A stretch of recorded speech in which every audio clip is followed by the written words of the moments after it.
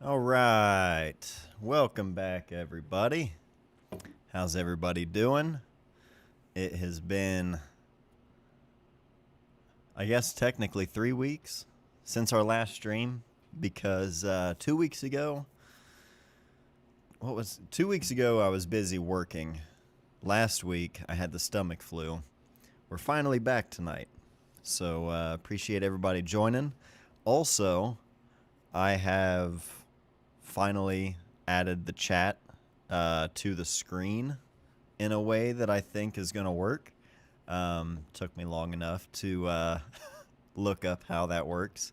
But I have had people over the last year or 11 months that I've been streaming here on Wednesday nights.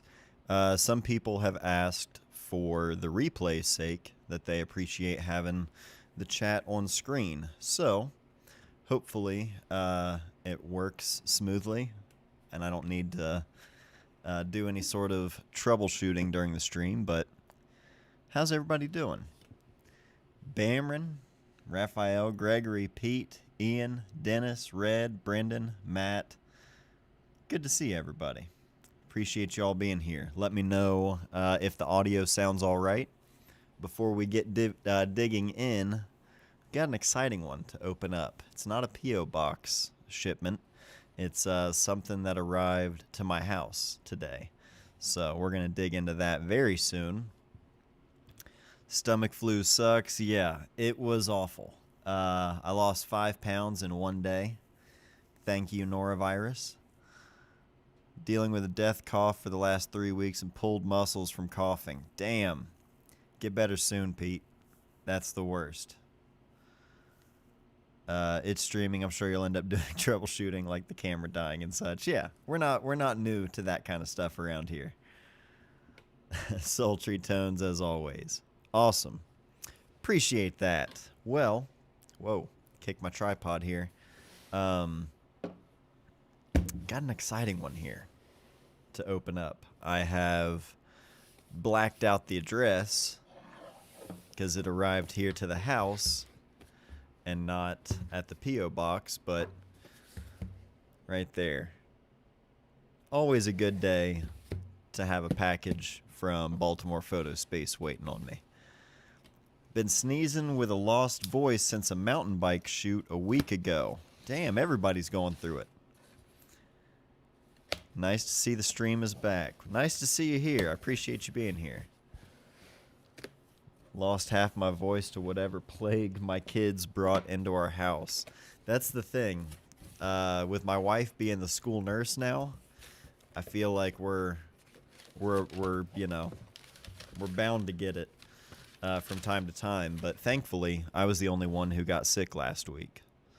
So special delivery from Baltimore Photo Space. And it is not the new Ian Bates. We did take a look at the new Ian Bates on stream a month or two ago when that book did arrive.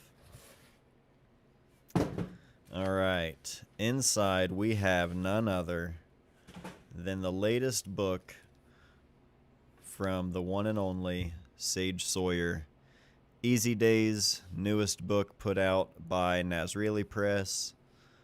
And, yeah, nice and sealed up. And I'll tell you what, I don't want to open this book right now.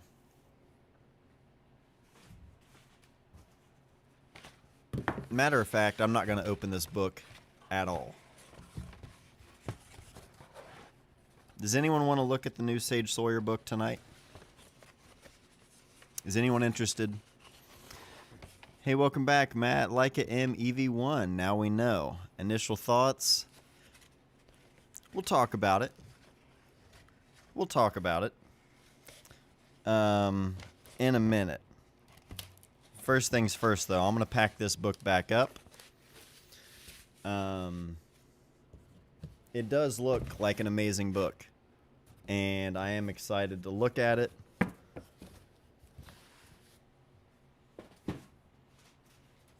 But that book is going to go home with one of you this evening.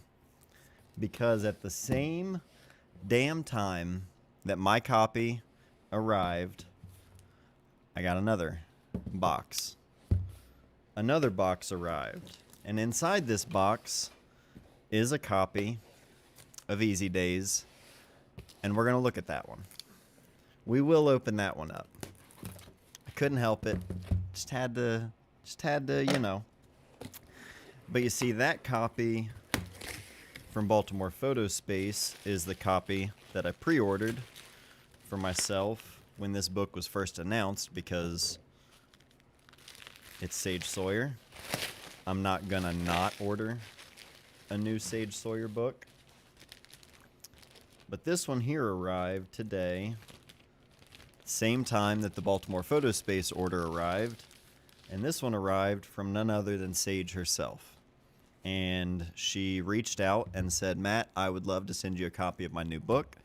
And I said, I beat you to it. I've already pre-ordered it. So I said, I will gladly accept that, and I'll give my copy away that's already pre-ordered once that arrives. So let's take a look at this book together.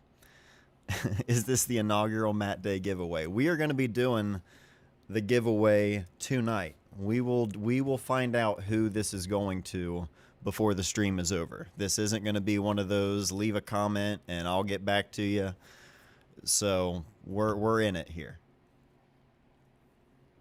All right. Get a sip of the old Diet Coke. Let's dig into this. Easy Days by Sage Sawyer. I have not seen anything from this book other than maybe one or two images that were shared, you know, to announce it or you know, reveal it. Sage Sawyer, Easy Days. For Matt, with the greatest admiration, Sage Sawyer, November 2025. Let me tell you, I'm happy to have that. Just something as simple as a little note in there from Sage. Obviously, she's been on the channel before, but I'm just such a fan. Oh, wow. Okay, so the beginning here, Mark Steinmetz in conversation with Sage Sawyer. Oh, man. I'm not going to read this whole conversation on stream. That's the length of it right there, but very excited to read that, being such a fan of both of them. But let's dig into this together. Oh my god.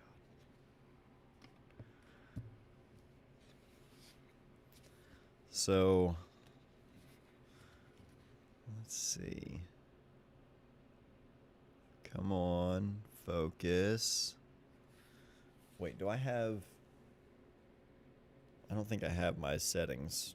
1 second. Let me adjust the autofocus. Yep, that's why it wasn't focusing.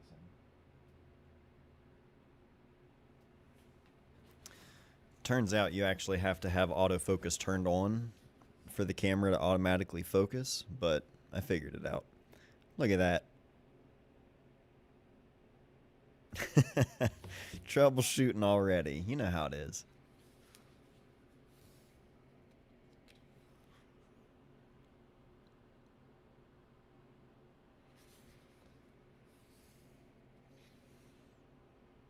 Ooh, this one, I know this photo. I don't know these two, or this photo. But this one, I've seen. So never that pairing before. I like that. God,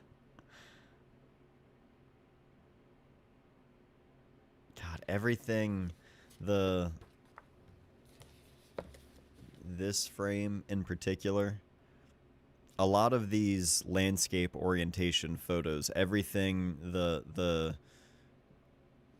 don't know, I guess you could say the geometry of it, just all of the lines and shapes in a lot of her work, like that immediately stands out as so easily defined, or what's the word I'm looking for? It's got her signature. You know what I mean?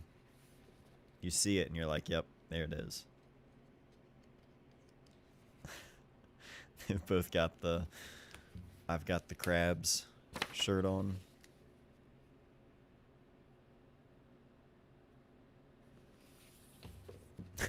They don't call her Sage for nothing. Well done. Well done. Wow. That's the other thing, too. I mean, I want to share. Also, I was staining today in the shop, and one of the gloves ripped, so there you go. I wasn't eating Doritos right before this. So many of these wide family, like, you know, just like intimate settings of families sitting around hanging out. Um, these are going to be hard to appreciate on stream because there's such a packed frame. There's so much going on and like so many little details that you got to see it in person.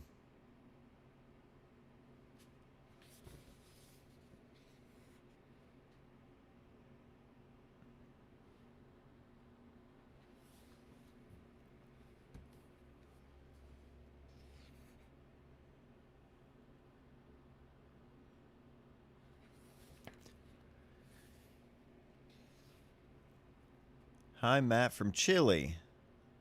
Nice to see you again. I would love to have the book Easy Days that you show. Well, stick around because we will be giving it away here in just a little bit. That's so good. The pairing of not just these two sitting in this posture, but like left top of the frame even. You've got that guy standing like outside or like through the edge of the frame and then up here on the top of that fence. Oh, it's so good. But kids and adults like in the same kind of environment or setting. I love that.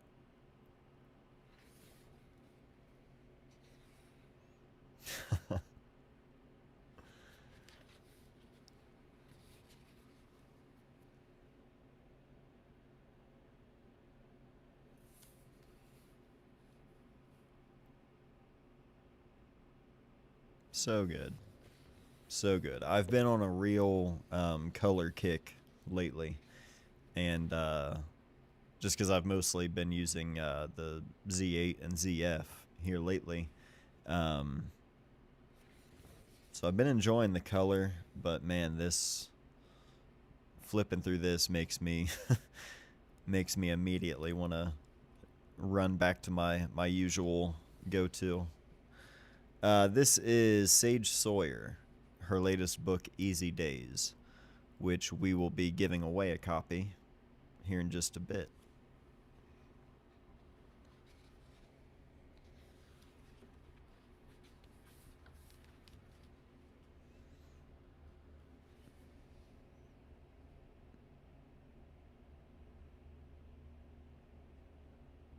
How just timeless so many of her photos are.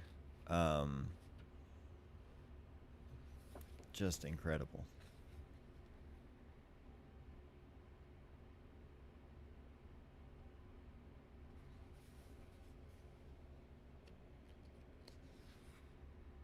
I also love seeing people like coming in and out of the frame, being completely cut off like that. I feel like that's a recurring thing you see in a lot of her work, especially when it's groups of people all together. Um, but it's not just, you know, the edge of someone's shoulder getting cut off or whatever. Like this, just the face right up here in the very top of the corner. And just going from person to person throughout the frame. There's just so much life and energy. Everything feels alive, you know what I mean?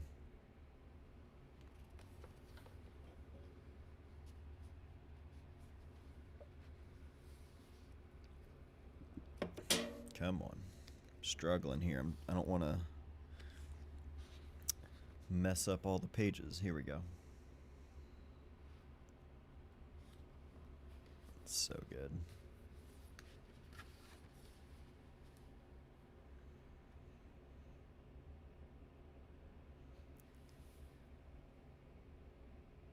Yeah, it's another gem.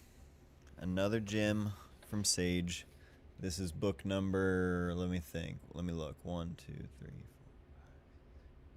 I think this is book 7 of hers that I have.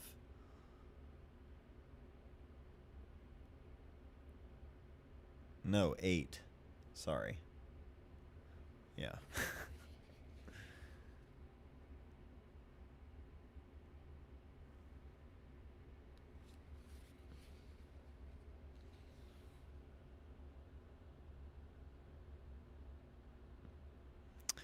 Kyle John asks, does Sage know most of these people, or is she basically doing street photography?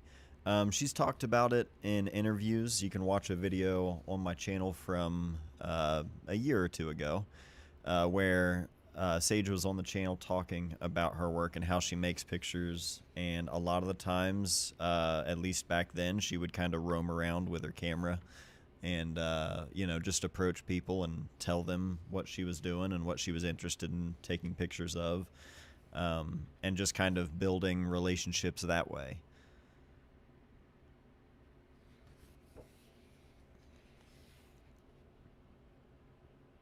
I need to put in an order for that book. I really like the one picture book I have of hers. Very inspiring.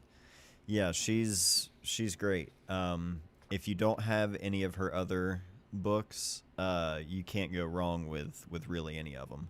But this being a brand new one, if it's not sold out already, I imagine it will be in short time. So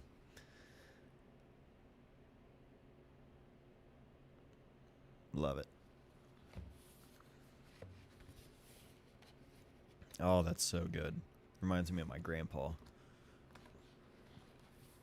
Reminds me of my dad's dad. Just the glasses and the white hair. And I guess the outfit too, but man. Ian, I would imagine these were taken in the 80s. I'll look and see, or we'll find out as we flip through it. There might be some context later in the book, or there might have been something mentioned in the beginning conversation in the book that I didn't read through yet. But I would imagine, I believe that's when a lot of her work was made.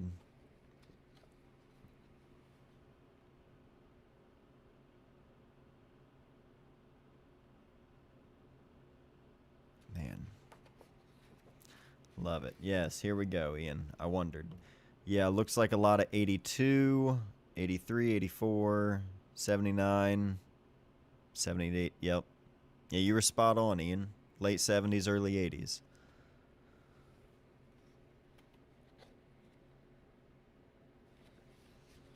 Awesome.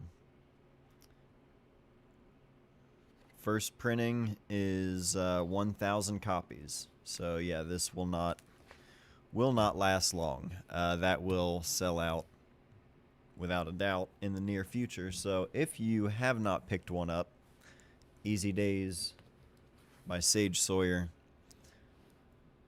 Hit up BaltimorePhotospace.com if you'd like to purchase a copy.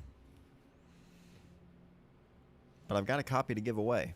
So I am going to pack that book back up.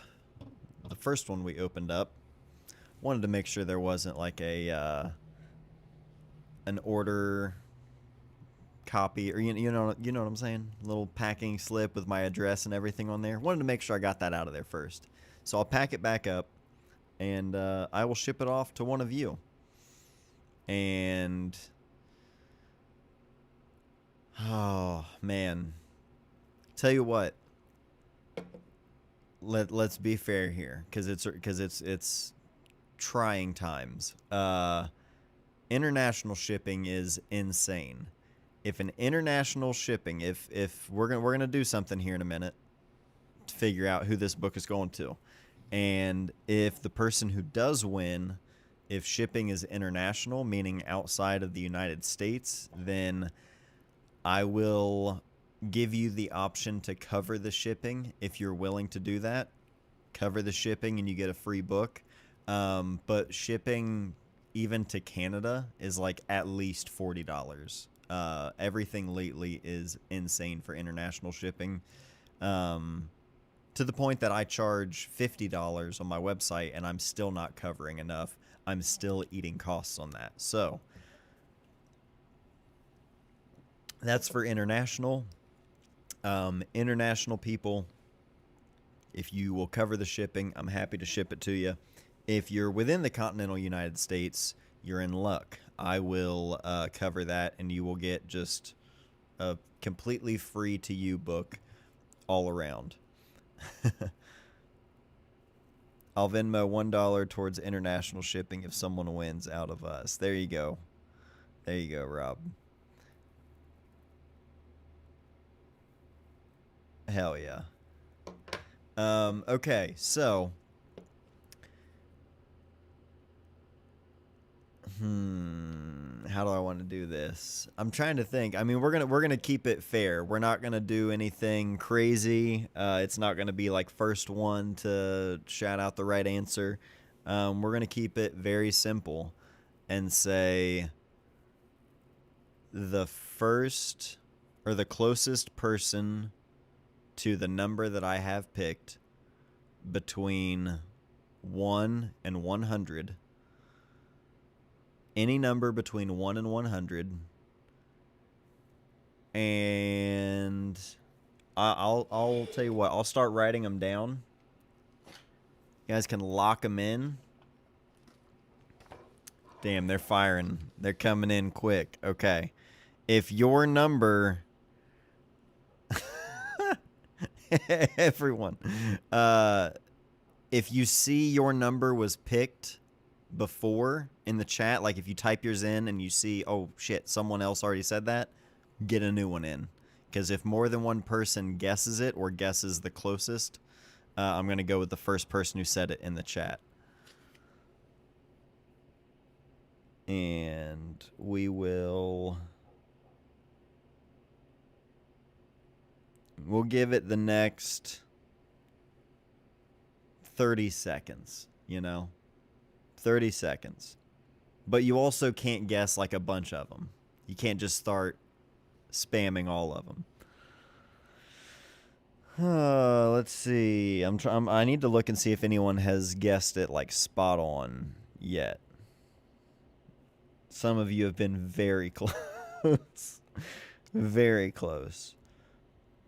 But so far... Damn. And this is a few of you, looks like a few of you guessed it. A few of you guessed like the same one. That's very close. No one has guessed the actual one. All right. 10, 9, 8, 7, 6, 5, 4, 3, 2, 1. Okay. The first person to guess this close, because in 18 days I turn 35. So that was the number I had picked. And right out of the gate, Carlos 71786 just shouted out 37. And I saw a few 37s in there. Surprise! Oh, actually, Bamron, you did say 6-7. I was gonna say I assumed that was gonna be the first one, given all the children. But yeah, 35 was the one. So Carlos, if you're here in the chat, let us know. Don't put your address in the chat, but let us know if you are going to be international or U.S. shipping. And then if you are international shipping, let me know if you're down to pay for it. And then after all that's said and done, email me your address and we will get it going. Yeah, see, that's the thing. You know, I knew that was gonna happen. I almost chose like between 1 and 300 or something, um, but yeah, yeah, you were very close, so close for sure. Awesome.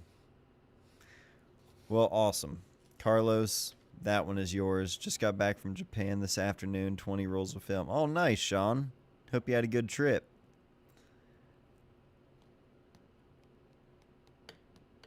Hell yeah.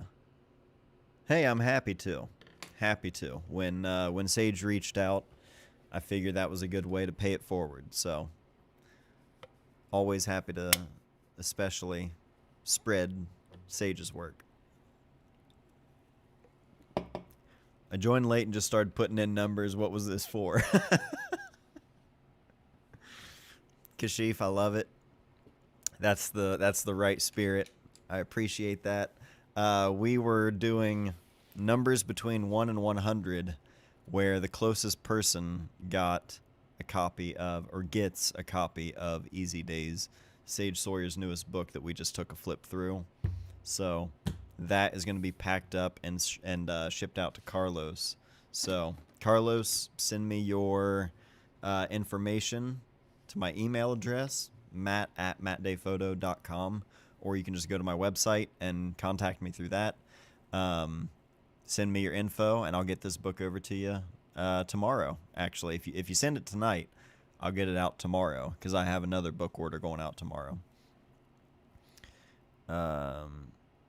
Oh, exchanged your M6 for an M7. Sean, I think, if I remember right, were you, did you bring that up in chat once, like the pros and cons of M6 or M7? Because I think we've talked about that with Tim here in the chat, or I know we've talked about it in the chat with Tim, kind of talking about the M7. You got a chance to sit down with Sage. Is she as cool and nice as she seems? Yes, she is. She is incredibly kind. So nice. And just, yeah, everything you would want her to be. She's the best. Hey, Carlos, that's right. Hell yeah. I'm glad it's going to you, man. Another giveaway for your M11. That M11 is long gone. That M11 has been gone for a while. Matt, where did Sage make her images? So, in the back here, in the index, mostly Massachusetts. That's seemingly the most common that I'm seeing here. Massachusetts, Pennsylvania, Louisiana, Idaho, Florida, Maine, New Hampshire, West Virginia, Vermont, Florida, Louisiana, Alabama, Rhode Island, Texas. I might have missed one or two, but that gives you a good idea of where most of those were made. So, so good. She's the best. Hold on. Who was it that asked? Because I said we would talk about it, and we will. I mean, we will a little bit. I don't have a ton to say that I maybe haven't already said on stream. Anthony, yes. Anthony Larson. This was earlier. He says, welcome back, Matt. Leica M EV1.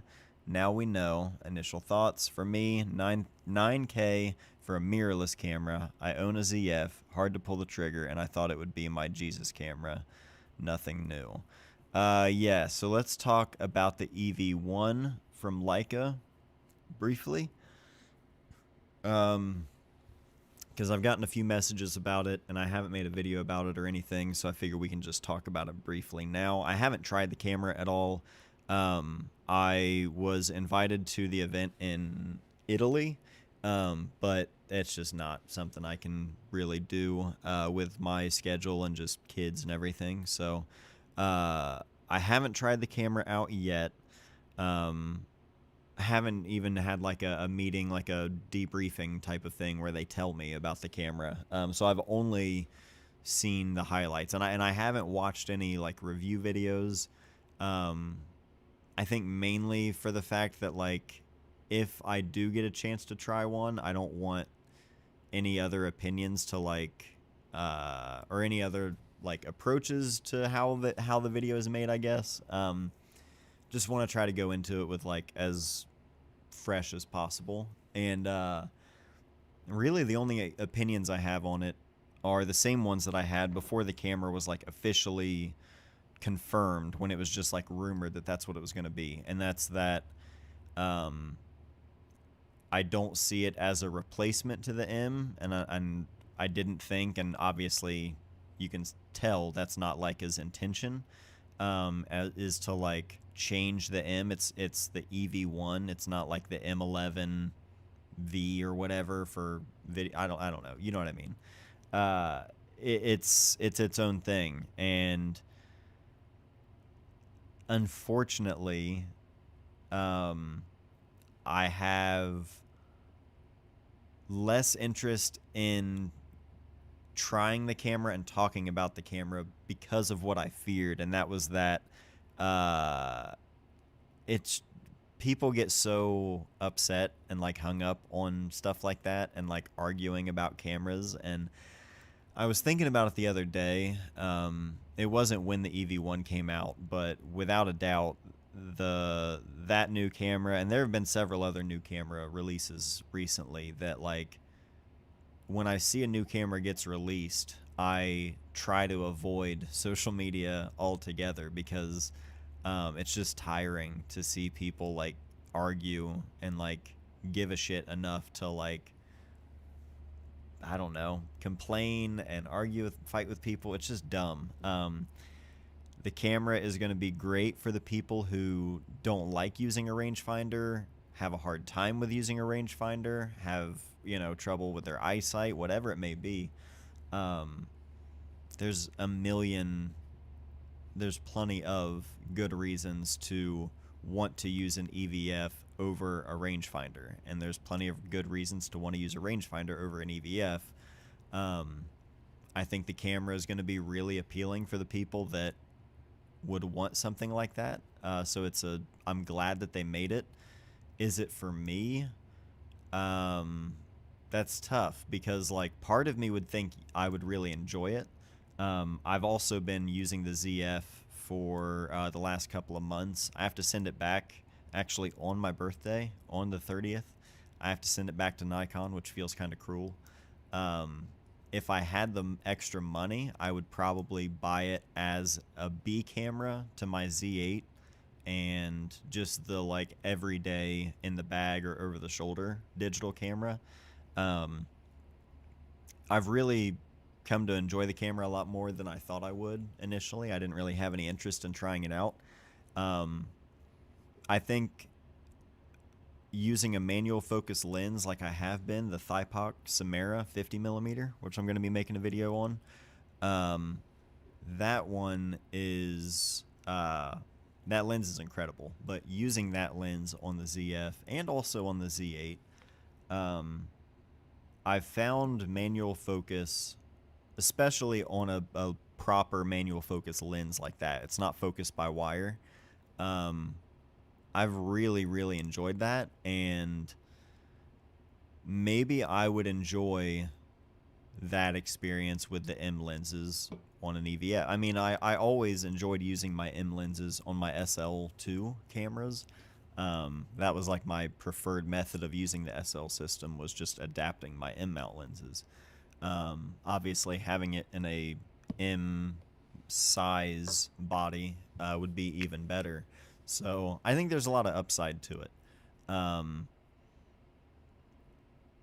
I hate that YouTube has made me less interested in like just discussing that kind of stuff because I know how people get, and it's probably just because I have like I take in comments, you know what I mean? So like I see more of it and I hear more of it. To most people, maybe it doesn't seem that obnoxious online, but um, the the arguing stuff over cameras and like people, I don't know. I was thinking about it the other day.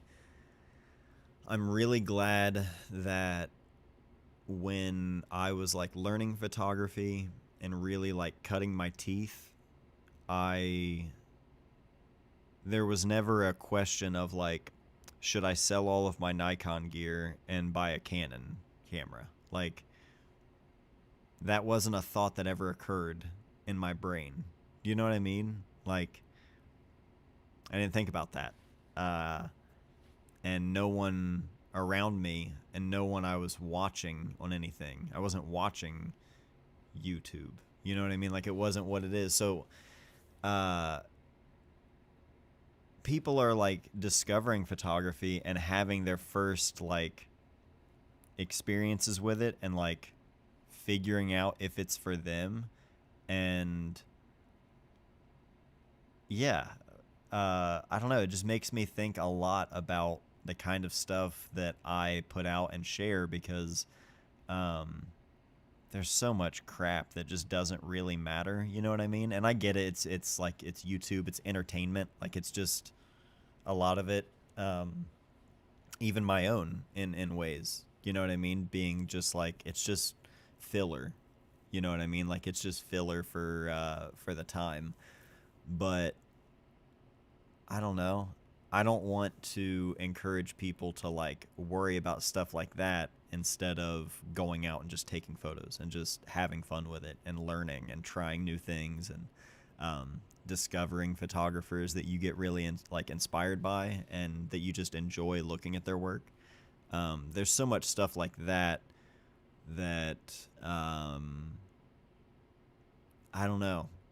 Like, I saw something crazy the other day where it was like someone posting like it's my first year of shooting film, and it was like a picture of them with like all of the cameras that they've accumulated in their first year, which it's like if you're having fun, cool, but like so many people were like, flex, yeah, dude. It's like, what are we doing? Like, go take pictures, you know what I mean? I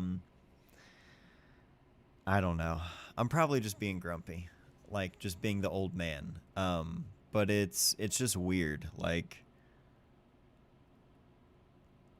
I don't know. You don't get to like get into it and have that kind of time again. You only get it once, and I think it's just a bummer that there are probably a lot of people who would actually have more fun and enjoyment than they realize with photography, and like really like photography, not just like the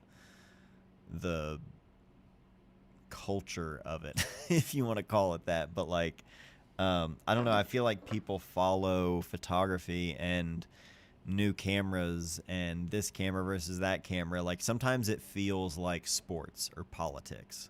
You know what I mean? Which those are the same thing in America. But like, I don't know. A lot of it is just like I think people just need something to argue for. You know what I mean? Or like something to cheer for. I don't know. Is any of that making any sense? I don't even know how I got on the subject of it, but oh, talking about gear in the EV1. Yeah, it's just it's I hate that like that's how I feel now with new camera releases, is that like it's not that I hate that I don't get excited about it. Um it's just that I hate that I immediately go to like, oh god, people are going to have a heyday with that one and people are going to be, you know, up in arms online over that one. And we talked about it here on stream. Like that was one of the things that I said, that that's a rumored camera, and if that is the case, I imagine it's going to be pretty polarizing. And yeah, sure enough. But it is what it is. You know, I think Leica cameras are awesome and they're fun to use. They feel amazing, but you know, for the price, like you got to really want it. You know what I mean? Um, I've had like the SL2 system and the M11, but those were cameras that I ended up selling. You know what I mean? Because at the end of the day, they're really expensive cameras. I knew at the time when I bought them that I could afford them, but knew that they were not life cameras. Like that's too much money for me to just be for me, not for everybody. Understand money's subjective, and you know it is what it is. But that's not something that I could just let it sit on the shelf while I've got mouths to feed.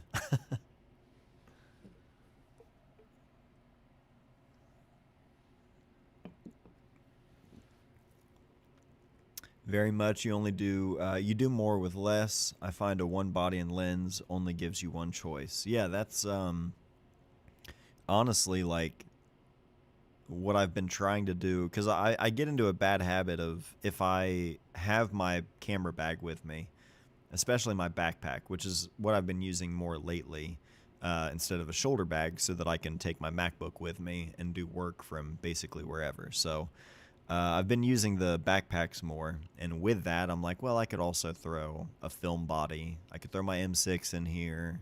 I'll throw the Z8 or the ZF, while I have it. Maybe I'll throw the Polaroid in there in case I want to grab some video for, the channel. I'll throw the DJI kit, and it's just like it so easily starts getting out of control. And lately, I've just tried to stick with just the ZF and one lens on the camera, and you know, just leaving it at that, and knowing that I don't have to do the whole. Well, which one should I use? Um, just find myself using it a lot more.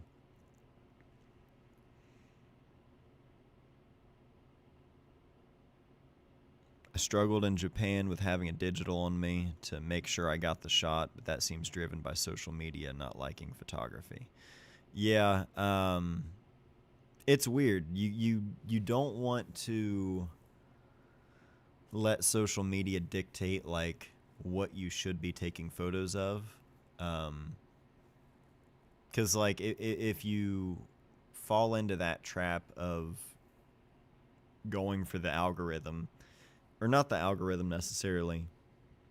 I mean, that is one aspect of it, but um, trends or things that are in right now, that's always going to be changing. And if you continue chasing it and like trying to keep up with it, um, as the trend changes and things go in different directions, if you're following that, you're leaving the same trail of photos that are all over the place, and a lot of changes. And that's not to say you can't do that, but it's something to be aware of, so that you don't spend a bunch of time just aimlessly shooting or not paying close attention to sort of the big picture. No pun intended.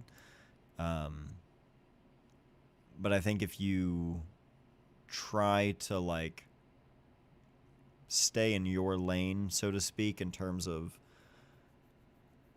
not necessarily going by what others are wanting, but letting yourself chase it, and guide yourself. I feel like you'll have an easier time of finding the things that are connecting from photo to photo and like year over year. You know what I mean? Um, which is a challenge. I'm working on like going through as far back as I can with my digital archive just to see what's there. So I'm working on a video. I don't know if it's probably that. Yeah, right there. Big tub full of hard drives, and we're going to be just doing some hard drive diving. I'm going to be going through hard drives, seeing what's on some of these old drives. Drives I haven't looked through in God knows how long. I think as early as it goes back, though, is 2011. Maybe there might be some stuff from 2010. but essentially everything from 2000. When did I get my D60? 8?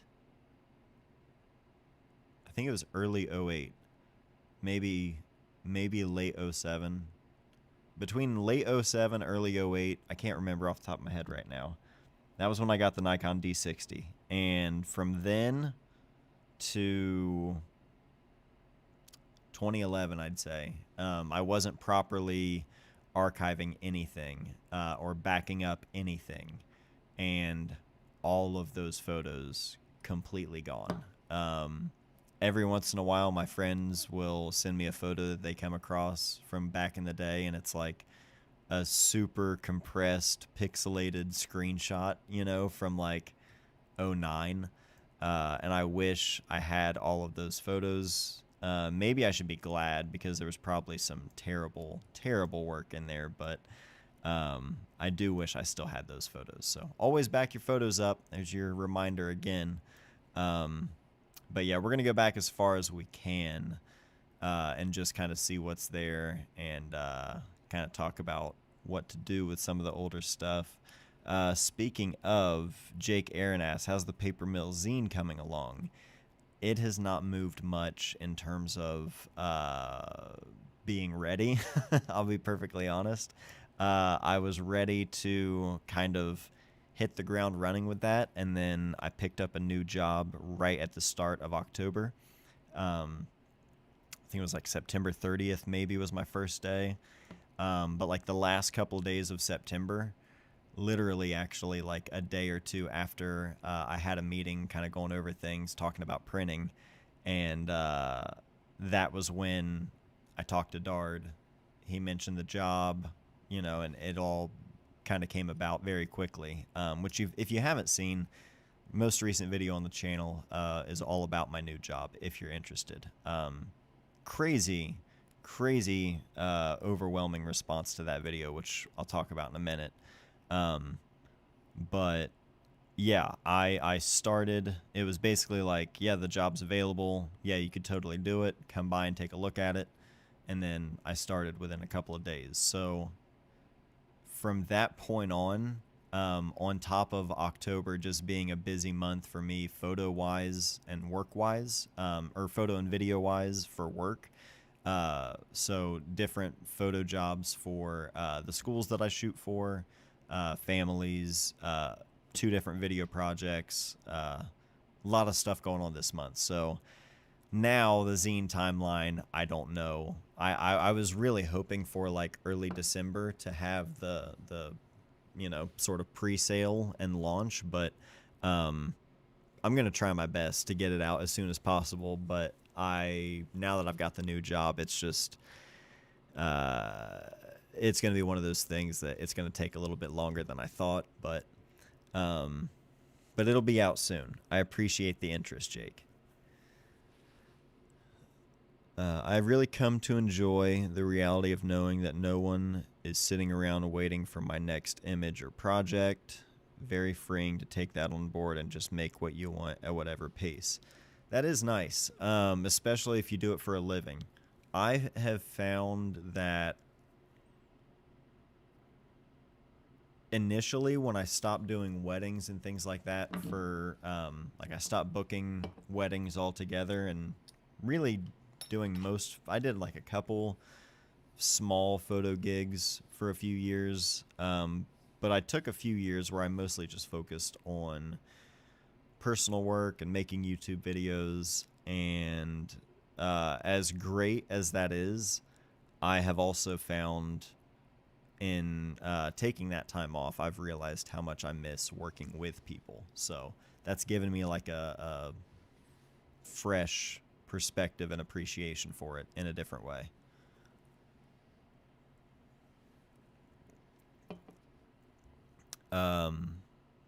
Thank you, Javier. I'm loving the new job. Listening in while I'm tolling away on other stuff. Well, I appreciate you being here. Sean, Matt, total aside and not photo related, but I think I noticed a knife in your hand. Are you a collector? If so, do you have a favorite? I used to collect pocket knives in the sense of going to Knife Works in Gatlinburg or Sevierville, Pigeon Forge in the Smoky Mountains. I'd go to Knife Works on our way to Pigeon Forge in the summers on family vacations.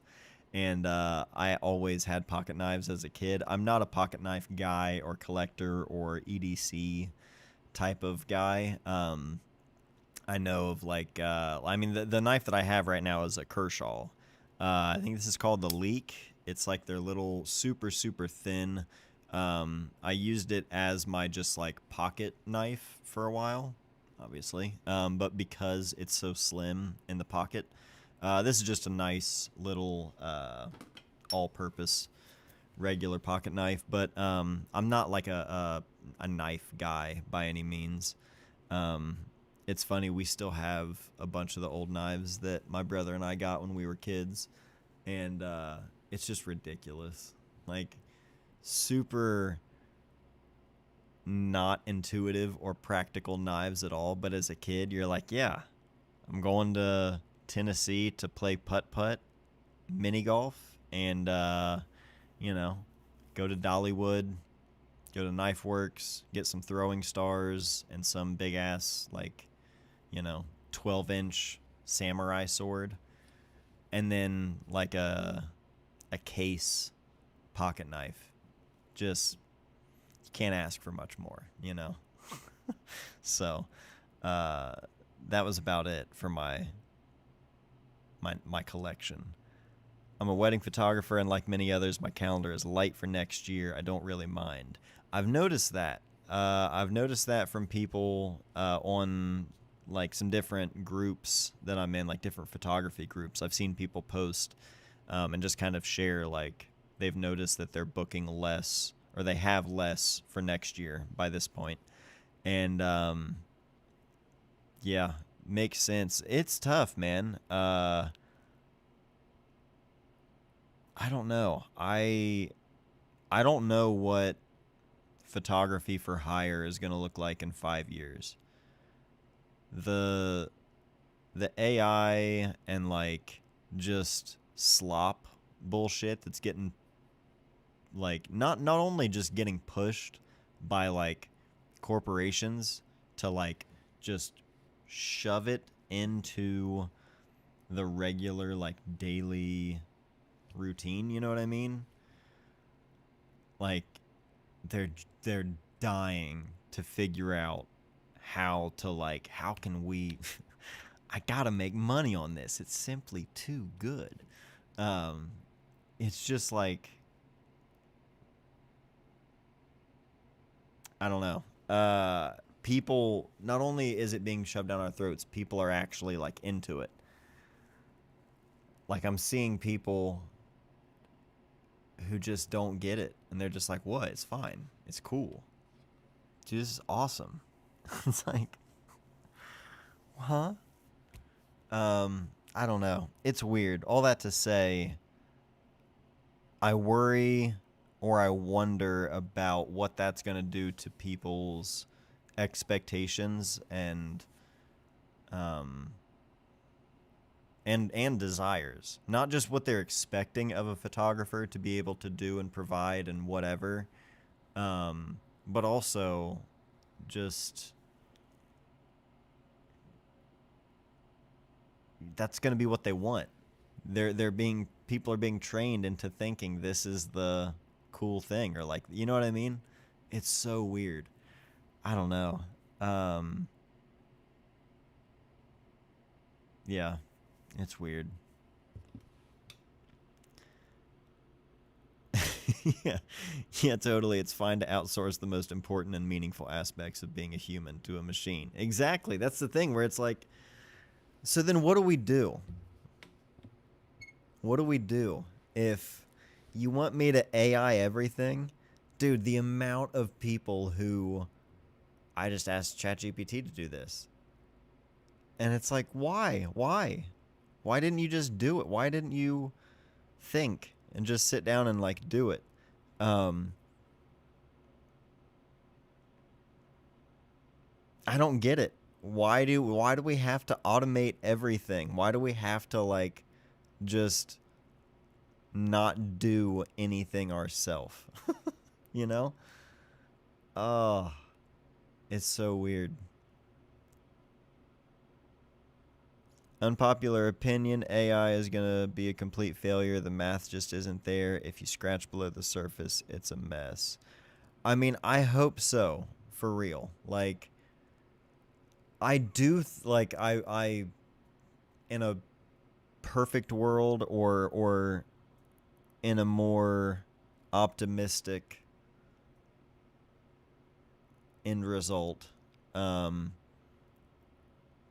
I think not just like with the math, like you're saying there, Javier, because I don't know about that, but I think that the abundance of just like meaningless shit is gonna make people want the real human-made thing even more. That's like my man. What good can come out of this? You know what I mean? That's my like. I really hope maybe this is what shows people we don't need to automate everything. I don't know. Like I think if there was a plugin or an AI tool, and there may already be one, but in Final Cut, where I'm editing a video, and if I could say, go in there and like use an AI tool to trim out every time there's like plus 10 plus seconds of like silence or just dead air where I'm like stopping for a second and thinking, or if I get up and I have to go do something, there's probably tools for things like that where it will just automatically cut that out for you. That type of stuff where it's like it's just process, you're already on the computer using the computer to do those things. I can understand that, but the creation, not like tasks and like workflow things, but like using it as a source of creating new things and new ideas, it's like it's just not. It's just, a big, fast, hyper-connected Google search. Like, actually, try to find it, because I don't know how you could. I guess you could probably search for it. There you go, Gregory. Dust removal. Exactly. Stuff like that. That kind of stuff, cool. But even then, it's like I would rather stone clamp it, clone stamp it myself, knowing that I know exactly where it's pulling that data from, as opposed to like, you know what I mean? Like, even if it just generates something to fill that speck of dust, the idea that it just made something and that I'm not like pulling from something else, that I'm manually doing it, it's those weird like, yeah, where do you draw the line? You know what I mean? But I don't know. It's weird.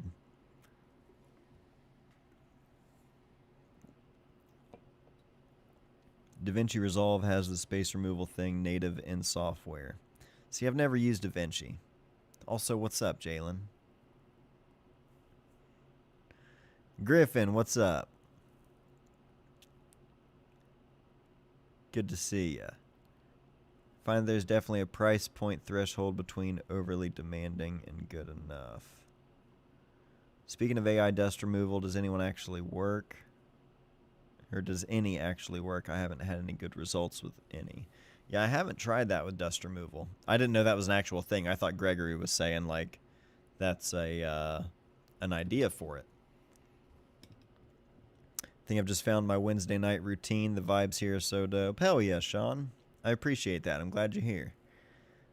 Running on positive energy. I'm going all in on film, building a dark room, and printing just as meditation, man. Gotta silence the noise. If you have never done it before, you are on the right track. That's exactly what it is. My Sundays used to be my like darkroom day, where that was not that I would be in there like all day or anything, but that was my day where I knew I'm at least going to spend a few hours in there, and doesn't matter if I have a print that I need to make. It was literally just my time to go in there and make prints for myself. I have so many like 8x10s of just family photos. You know what I mean? They're not anything that's gonna go necessarily even in a frame here, let alone someone else's frame. But I just love printing, and those are the photos I still can like picture in my head. I can picture so many different photos that I printed in the darkroom just because I spent that time with them, not only in the darkroom, but since I made the prints. And I go through things, and like as you shuffling through different boxes looking for something, and then you stumble across something else, like there's so much more, they are so much more memorable, or not, maybe not memorable, but um, they're ingrained into your memory more because of that time you spend with it. So it does connect you to the work a lot more in that way. So I'm excited for you. If you haven't printed before in the darkroom or had your own darkroom, shout out to you for doing it. That's amazing. Actually, might probably, I'm trying to turn my computer. It's over there. There's an enlarger over here that I need to get set up. Need to get an actual, plumbing and everything in here first, but eventually I'll be printing out here. Let's see. Never done it. Oh, amazing. I'm so stoked for you. To go back and like print in the darkroom for the first time again would be that, and like watching. What would be a good one to watch again for the first time? I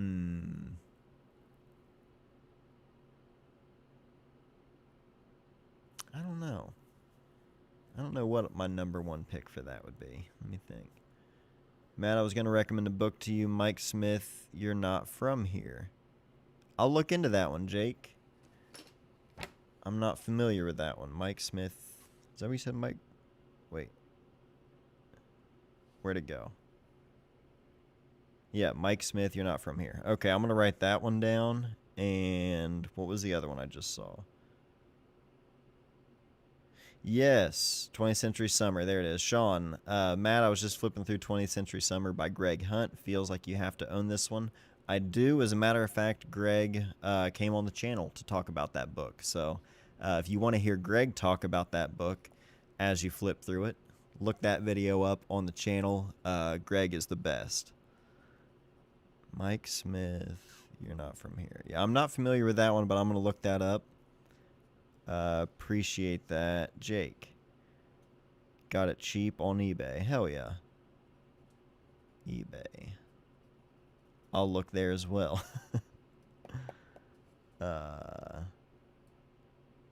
Printing your first darkroom image is maybe the closest thing we have to witnessing literal magic. Yeah, it is like, people say that all the time, where it's like no matter how many times you do it, it doesn't get old, but that's genuinely the truth. Oh, it's so fun. It's so fun. I think that's going to be a push. I think there's going to be a push for actual human experience, not just existing terminally online on social media. I hope so. I'm with you. That would be the goal. Being able to, I don't know. There's got to be a way for, like, we've opened the floodgates, so I don't know how we rein it in, but I do hope that's the sentiment. You know what I mean? At least for the arts.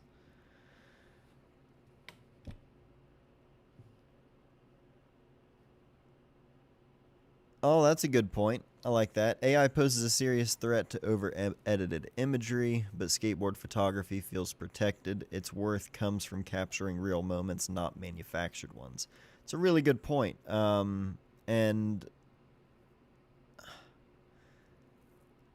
are there other things? I mean, I guess, yeah, I guess you could say there are other things like that, but yeah, skateboarding really is. Matt Price was on the channel about a year ago, and we talked about that. The idea of like, what else out there is it where it's like you have to have proof of the thing, and like that's why the photo is so important. Is like literally it's the proof that that thing occurred. It happened. That's the point of the photo most of the time, is to show what was being done. It's not about making a pretty looking photo, although that is a thing you can do, obviously. In a perfect setting, you would do both at the same time, right? You would take not only,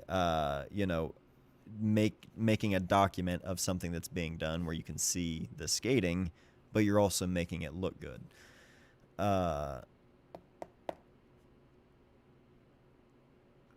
It is interesting, though, how that is, like, we talked about, like, wildlife photography being the other thing, but with AI, yeah, there's so much clearly photoshopped stuff, or AI stuff, that,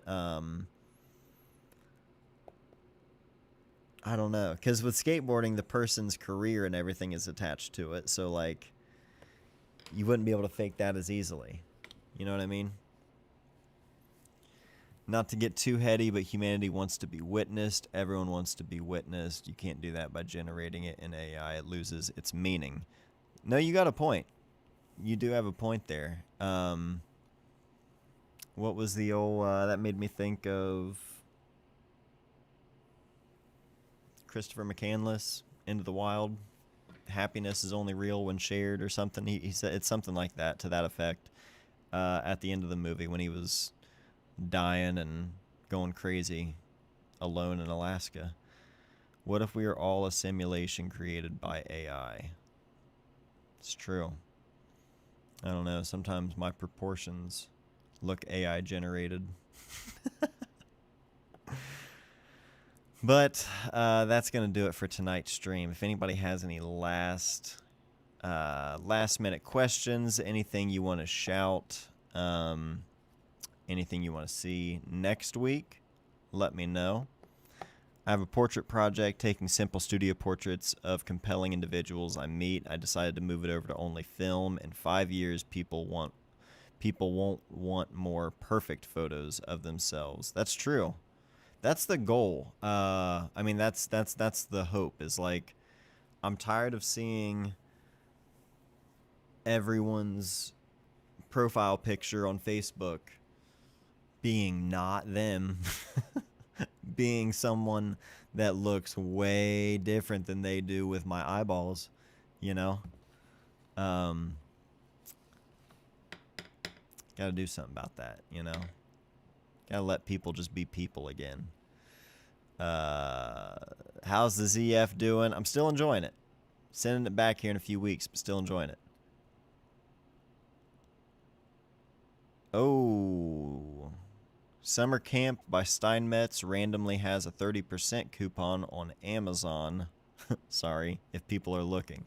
Good looking out, Jeff. Summer Camp is one of my favorite Steinmetz books. It's one of the only ones I did keep out of my Steinmetz summer sale. So check out Steinmetz Summer Camp on Amazon. Good looking out, Jeff. Yeah. Appreciate everybody. If you have any Fan-Ho books, that would be amazing. I think I sold my Fan-Ho book over the summer. Let me look. Yes, I did. I no longer have that Fan-Ho book, but Fan-Ho is great. Yeah, appreciate everybody. Thanks for joining me. It was good to be back here on a Wednesday night. I will be back next week unless something happens, and then I won't be, but I'll keep you all posted. I usually post on the like the community tab here on the channel. If I make a post, that's where it goes. I usually try to put that up there if something does come up. So Wednesdays, if you're here and the stream isn't happening, check there and check Instagram. That's usually where I try to tell people if something comes up and we have to take a rain check or take the week off. But yeah, that's it for tonight. Oh, where's the Discord, Gregory? The Discord is actually, it's still not done and ready, but I have been tinkering around with it. Shout out to David for helping me get that going. So more on that soon. I promise one of these days we will have it all dialed in. But yeah, everybody enjoy the rest of your week. Love you guys, and I'll see you soon.